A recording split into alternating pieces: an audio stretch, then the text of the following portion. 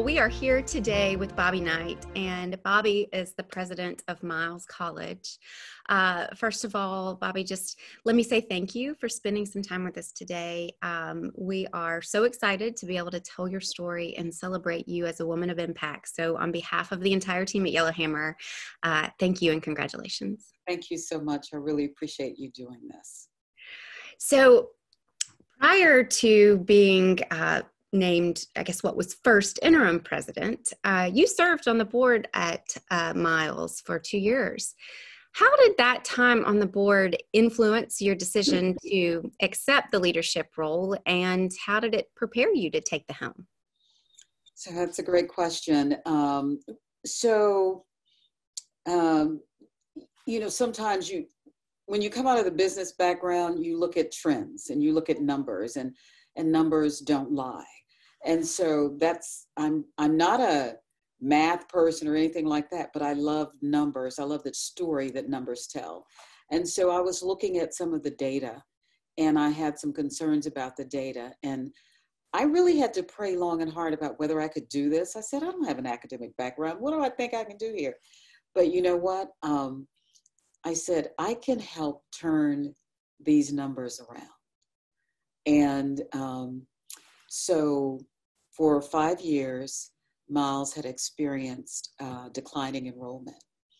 And this year is the first year enrollment has gone up. So I turned that number around. There's another number that was important to me when I looked at the graduation rate. And one of the reasons that graduation rate may not be as good as it needs to be is because your retention is not good. And so if you can keep the students and graduate them, then your rate goes up. So that just seems really simple to me. So then that means I need to focus on, how do I keep these students? How do I do that? They're my customer. And that's the mentality you have in the business world. You know, you look at where does your revenue come from? Well, it comes from my students. And of course it comes from grants too, but still, that's your primary source of revenue. And so that means I've got to make my customer want to stay here. I've got to give them something that really says, okay, I really like what Bobbie Knight's doing here, so I'm going to stick with her. So my goal is to ensure that I want to keep every student I can, but that's never going to happen. A lot of colleges experience retention issues, but if they leave me, they better have a darn good reason for leaving, because I'm doing everything I can to keep them. That's so impressive. And, you know, the numbers tell the story. So that's just quite an accomplishment already. Yeah. As the first female president in the 122 years of the university, have you found any ways that your gender might uniquely benefit your ability to be successful in your role? I think, yes. I think that I am a very nurturing person. And a lot of our students, many come from backgrounds where they don't have that nurture. And so I feel like I'm either a mother figure or maybe grandmother figure. Heck, I'm 64 years old. So, but I feel like I can give them something. If they want to talk to me, they can text me, they tweet me, send me private tweets on Twitter. They're shocked that I respond, but, and so they like that. And so I guess I'm giving them what many of them may not have at home. We do have students that have aged out of foster care and come here, and we have some students that are actually homeless. So this becomes their home. And so I think because I really do love them, I fell in love with them. Didn't know that was going to happen, but I did. And so I want the absolute best for them. And I think they realize that that's a genuine feeling, that I really care about them. Hmm. So after having spent almost 4 decades in a corporate setting, how has that business background influenced your opinion in this academic setting on partnerships between the business sector and education? All about it, all over that, absolutely all over that. So a very good friend, General Charles Krulak, who retired from the military and then came down to little old Birmingham to serve as president of Birmingham Southern. When I got this position, I said, General Krulak, what should I do? Should I take? And he said, oh, Bobbie, you can do this. He said, but just remember one thing. It's about friend raising, not just fundraising. So friend raising first, you got to create friends for the institution.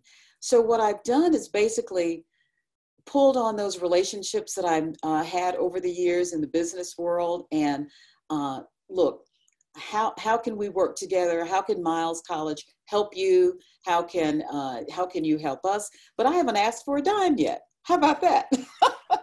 But it's coming. It's coming at some point. But right now it's just about building the image back up of the school and getting people believing in the mission and what we're doing here at Miles College. Did I answer that question? Yes, you did. Miles College has such a rich history. Why is diversity so important inside the institution? So the whole idea of diversity, back in the early 60s, the Miles College SGA president and the SGA members were very involved in the civil rights movement. They, in fact, marched from Miles College to downtown Birmingham for the marches. By the way, they stopped by Birmingham Southern, and some of those students joined them and went part of the way with them. And Frank Dukes, Reverend Frank Dukes now, was the SGA president.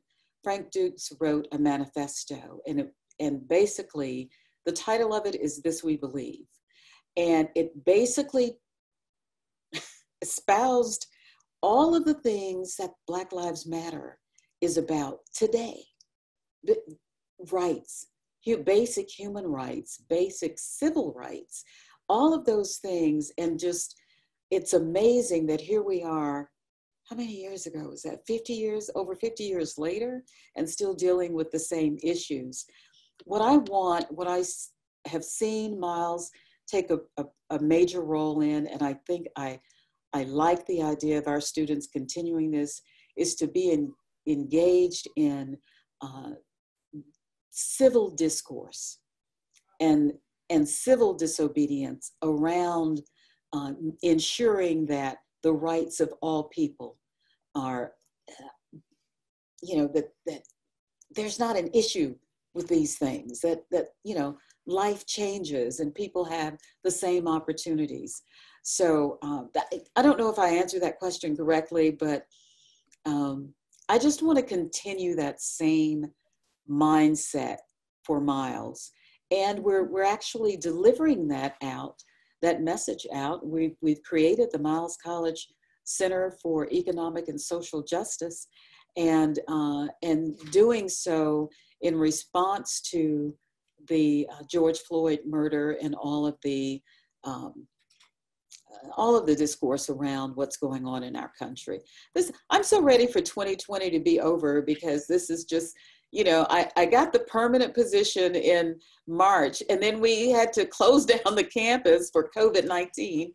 And then I had students begging me, Madam President, can we come back? We really need to come back. And so then we had to think, oh my God, do we open? And then, we had all of this turmoil around George Floyd, and and I actually did encourage my students. I said, hey, if you want to participate in those marches, I stand with you, because I want them to be engaged in these things and think about how do the decisions we make today impact the next generation. And they are the ones who are going to be making those decisions and influencing that change. So, but then we had the fire last night, and I'm like, okay, now 2020, you have got to go. Truly trial by fire. Oh yeah. Yes. But it's interesting because you have the perfect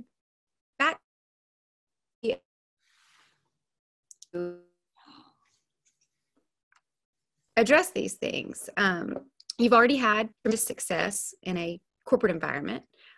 You've had just amazing involvement in leadership roles at the highest level of your community and those organizations. And now it sounds like you're just getting started in this academic leadership position. Has there been a source of inspiration or motivation that has just continued to propel you in these endeavors?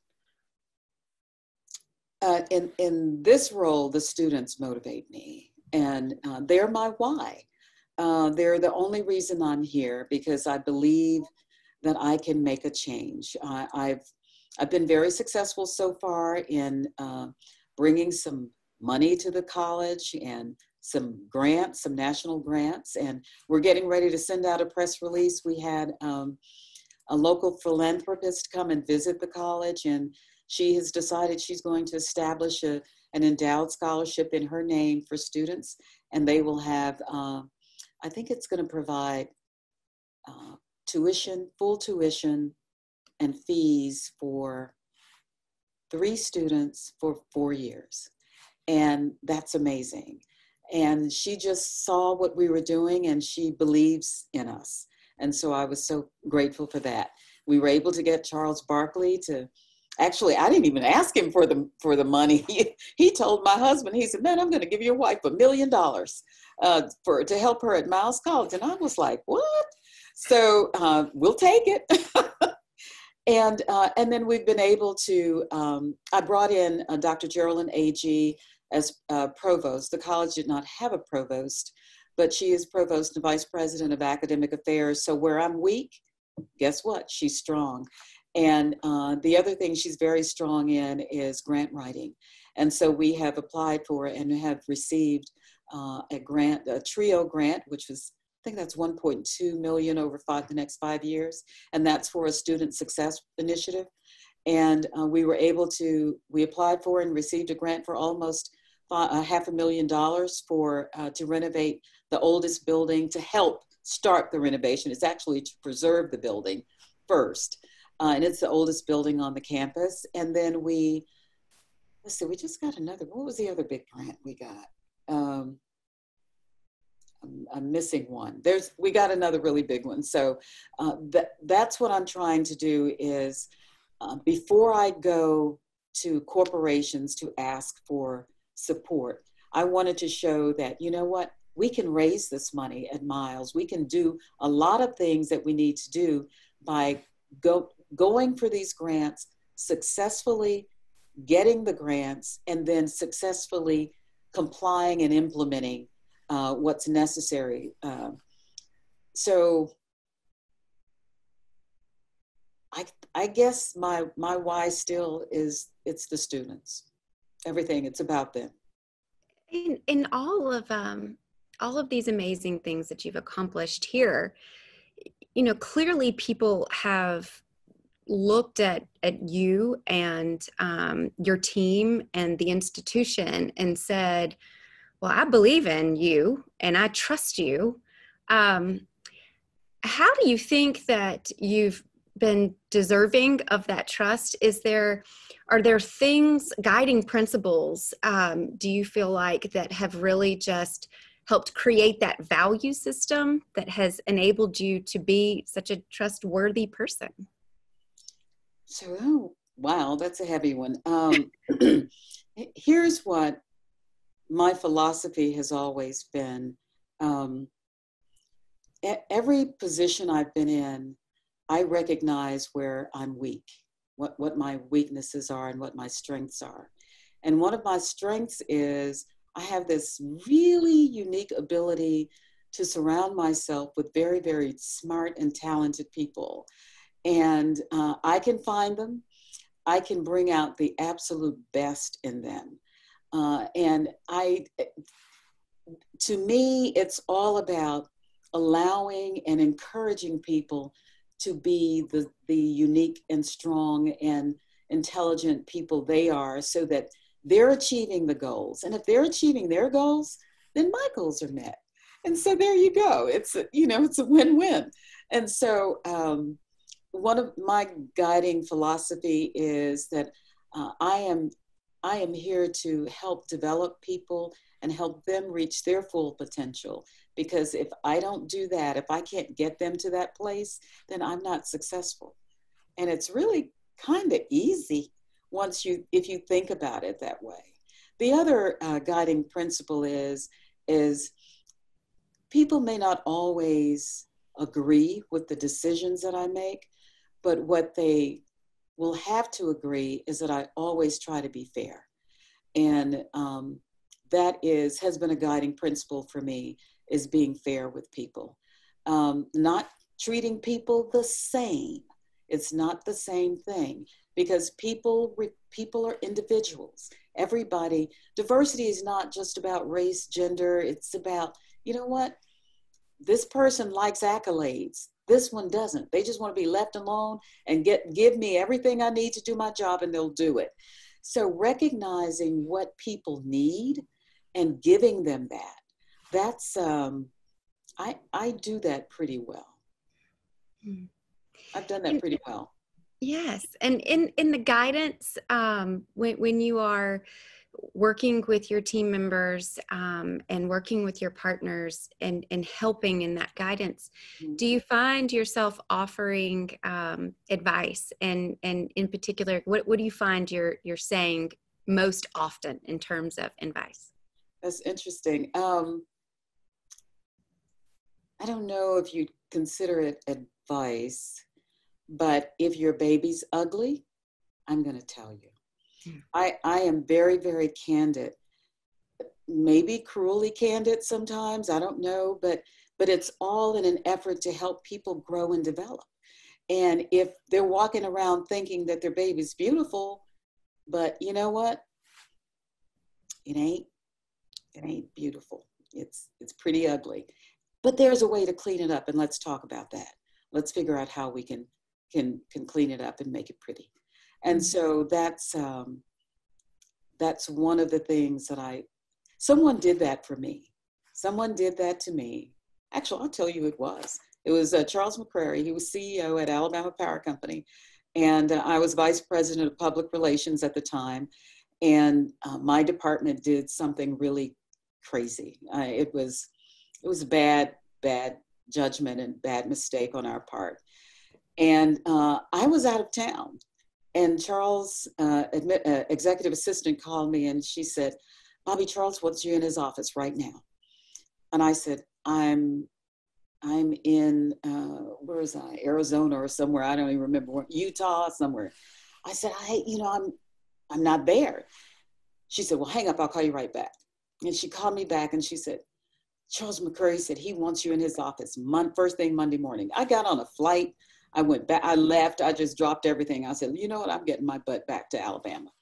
And I went to his office, and I was sitting there really quiet in front of him, and he was looking down, and he looked up over me at his glasses over me, and he said, "You're lucky you're gonna have a job."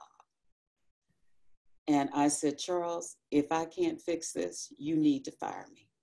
He said, "Well, let's talk about how we're gonna fix it." That meant the world to me. That it wasn't just, first of all, you messed up real bad, but let's talk about how to fix it. And that's what I want to show and what I want to provide to people, is give them that opportunity. You can make mistakes.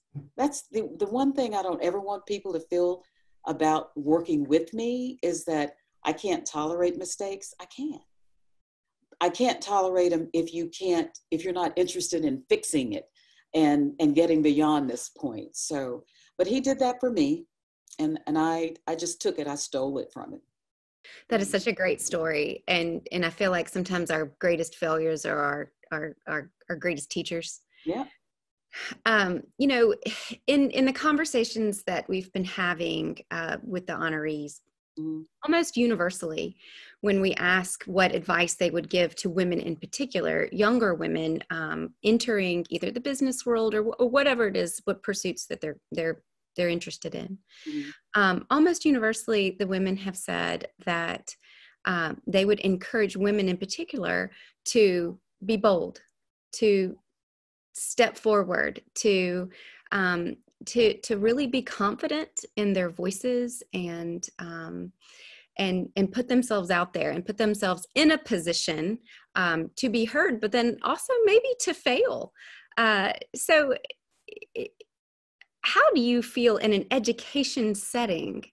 How do you feel is the best way to really help teach that to young women? It's difficult to teach it. I don't know the best way. I think having conversations and providing opportunities for mentoring and mentorship for young women can really help. It can go a long way to help get those messages across. I think we're stuck again. Okay, I'm so sorry. I can't tell if it's me or not. But you were saying that you were saying that the best way, it sounded like, to have a conversation. I think that's what you were saying. To talk about it, have a conversation about it, and to mentor, serve as mentors for young women.